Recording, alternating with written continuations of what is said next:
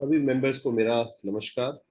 हमारी सोसाइटी में होने वाले बहुत सारे नए नए इवेंट्स को हम लोग देख रहे हैं। वी बिन हियरिंग कि कोई बोल रहा है कि जीबीएम बुलाई जा रही है, कोई कह रहा है हमारी सोसाइटी में कोई नया बिल्डर आ गया है, उसने खरीद ली है। बट वी ऑल अंडरस्टैंड कि हम एक जेन्युइन ऑडिटेड लिस्ट की मांग पे हमेशा से टिके हुए थे, जो भी सिचुएशंस हुई।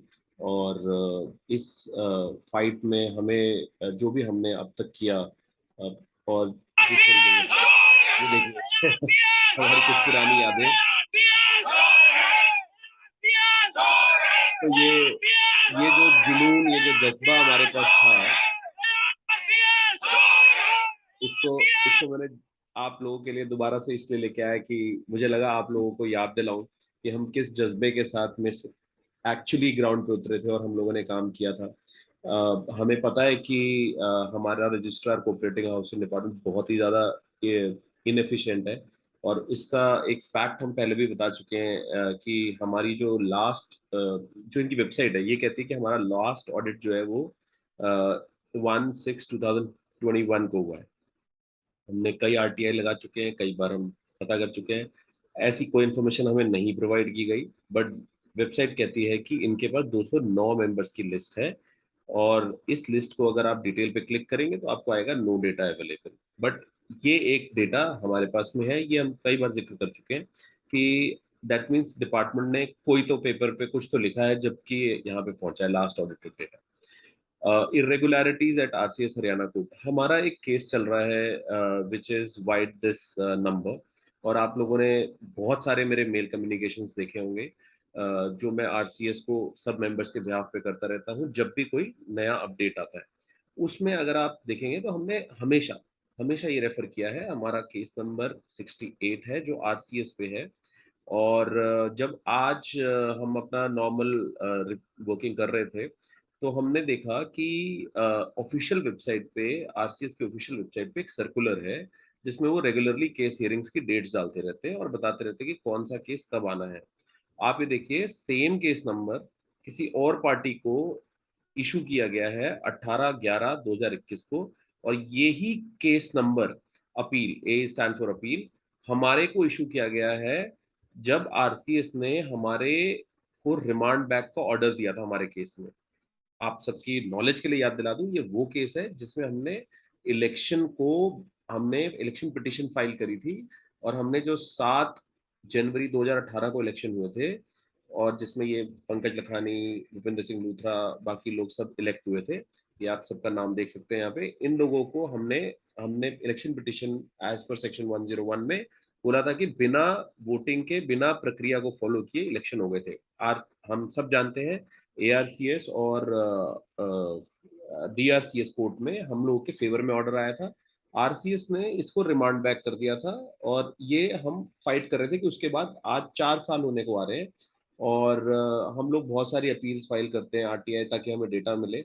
अब आप देखिए करप्शन का एक और नमूना, जिसमें आप लोग को ये क्लैरिटी मैंने लास्ट भी अपडेट में दी थी कि हमने एक आरटीआई लगाई, जिसमें हमने ये जानने की कोशिश करी कि हमारी सोसाइटी में मैनेजमेंट एग्जिस्ट करती है या नहीं करती है, और उस मैनेजमेंट ने क्या कोई जीबीएम बुलाई है या नहीं बुलाई है। आप ये देखिए, यहाँ पे साफ साफ लिखा गया है कि पंकज लखानी और भूपेंद्र सिंह लूथरा को हटाया गया, समिति में बीओए कार्य नहीं कर रहा है, प्रेसिडेंट सेक्रेटरी रिमूव। अब जो जीबीएम बुलाने की जो बात हो रही है, अब जो बात हो रही है कि किसी बिल्डर को बेच दो, ये कर दो, वो कर दो, ये सारी चीजें ना, these are all, you just wasting time. हम अगर किसी तरीके से ये समझ पाए, आज बोला जा रहा है 27 नवंबर को 2022 में एक जीबीएम बुलाई जा रही है, जिसके एजेंडा व्हाट्सएप पे चल रहे हैं।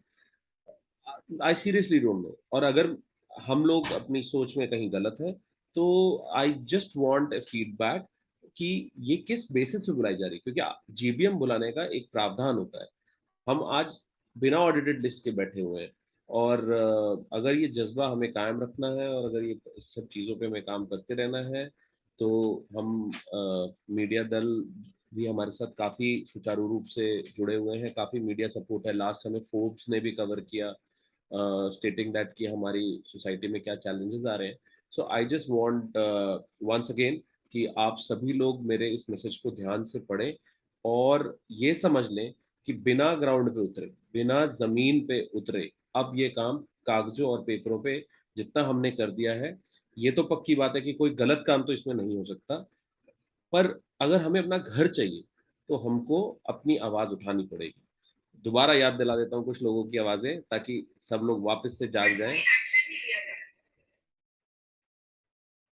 दरअसल इन लोगों ने सेक्टर 55 में सुनहरा अपना घर नाम से ग्रुप हाउसिंग सोसाइटी में फ्लैट की बुकिंग की थी, लेकिन 3 साल में जो फ्लैट मिल जाने चाहिए थे वो आज तक नहीं मिल सके। सुनहरा अपना घर ग्रुप हाउसिंग सोसाइटी को बनाने वाले डेवलपर्स को पहले ही धोखाधड़ी के मामले में जेल हो चुकी है, जिसके बाद सोसाइटी रजिस्ट्रार ऑफिस के पास इस मामले को सुलझाने और पीड़ित लोगों को फ्लैट दिलाने की जिम्मेदारी दी गई थी। लेकिन प्रदर्शन कर रहे लोगों का आरोप है कि सोसाइटी रजिस्ट्रार ऑफिस इस मामले को गंभीरता से नहीं ले रहा है और तो आज भी बात वही है। मीडिया दल से हम लोगों ने बात करी है, बट कहीं ना कहीं हम चाहते हैं सब लोग हमारे साथ में इस चीज़ को सोचें, समझें और अपना अपना हिस्सा कार्य का करें आकर के। ये ना सोचें कि कुछ चुनिंदा लोग जा करके रिप्रेजेंट कर देंगे और ये काम हो जाएगा।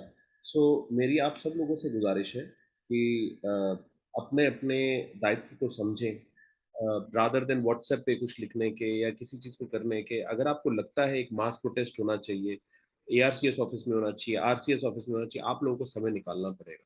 अगर आप सोचते हैं घर बैठे इस तरीके से फ्लैट मिल जाएगा, तो मैं आपको जितना बता सकता था मैंने आपको बता दिया है। बाकी आप सब समझदार हैं, आपकी विजडम पे मेरे को ट्रस्ट है। But this movement requires definitely a strength to get a problem solve, और ये हो सकती है। इसका आश्वासन, इसका trust, I can assure you 100%। We are not far away from our objective, हम अपनी मंजिल से दूर नहीं है। पर अगर थक जाएंगे आखिरी पड़ाव में और रुक जाएंगे तो डेफिनेटली टाइम तो खो देंगे। तो आप सबको मेरा नमस्कार और सभी बड़ों को आदत बना।